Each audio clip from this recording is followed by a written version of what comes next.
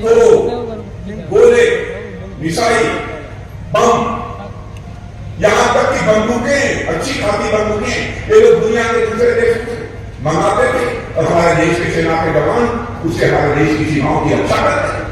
क्या होता है? क्या भारत में योग्यता, प्रतिभा और क्षमता की नहीं है? फैसला किया हमारी सरकार ने कर रहा है। और रहने वाले 2014 में केवल 600 करोड़ के छोटे छोटे नट बोल्ट हम दुनिया के दूसरे देशों को देते थे, छोटे छोटे देशों को। आज सीना ठोक कर पहना दुनिया के सामने 5 साल के 6 साल के अंदर वो करिश्मा हो गया। 21,000 करोड़ रुपए का एक्सपोर्ट हम लोगों ने दुनिया को किया है। जब तक रक्षा सामान आपने साइकिल का चेन उतार दिया।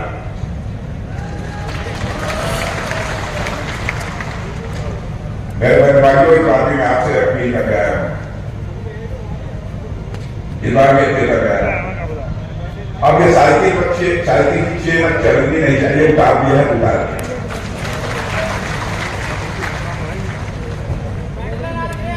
जल्दी चलनी नहीं चाहिए, अब उतर गई है, अब जा रहे हैं। अमेरिका चुनाव पार्टी गई हम भारत बहुत आगे बढ़ा है। कोई अवरोध पैदा करता है उसे बर्दाश्त मत करो मेरे भाई।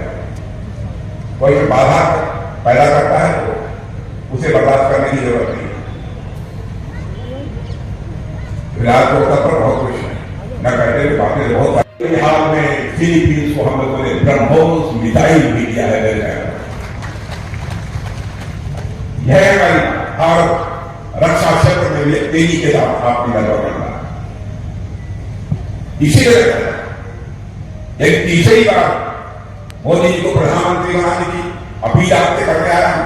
उसके पीछे कारण है,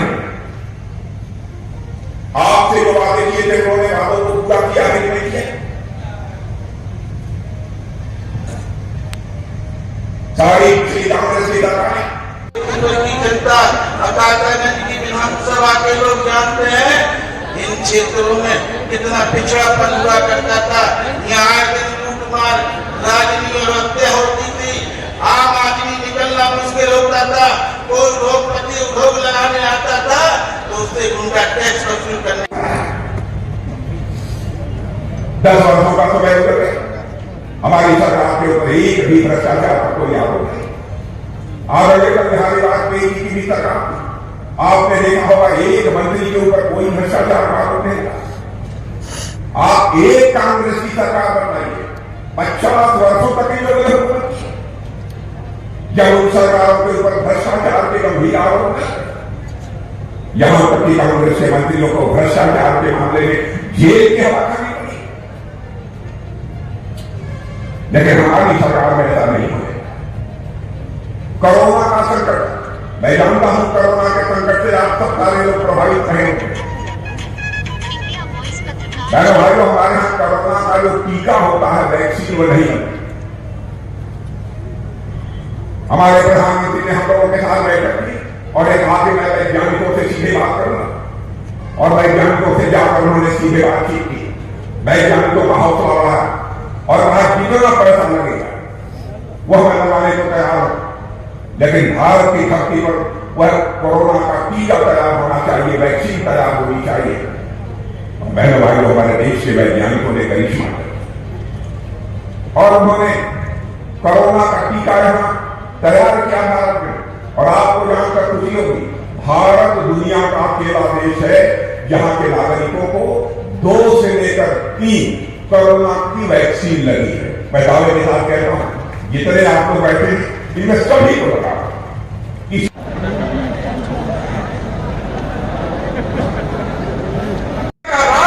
स्थापित करने का काम किया।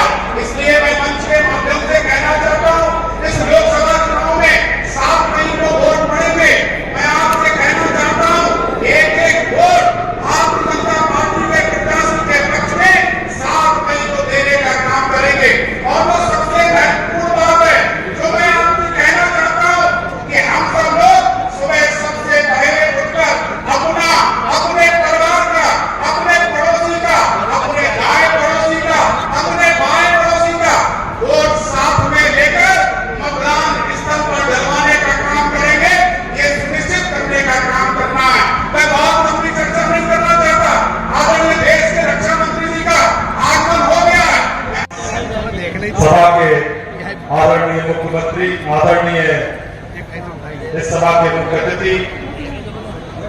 देश के रक्षा मंत्री आदरणीय राजनाथ सिंह जी,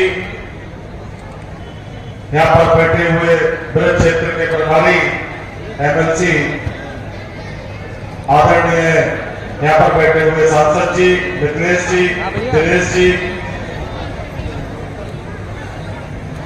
और जिसके लिए हम लोग सब इकट्ठा हुए यहाँ के सांसद, यहाँ के प्रत्याशी, लोकसभा के प्रत्याशी आदरणीय धर्मेंद्र कश्यप जी, इस क्षेत्र से विधायक बड़े भाई राजीव कुमार सिंह बब्बू भैया, यहाँ पर आए हुए आदरणीय बुजुर्गों, हम लोगों के पास साथियों, प्यारे बच्चों, यहाँ पर खड़ी हुई देवी सभा माता बहनें, दोस्तों, ज्यादा समय नहीं है।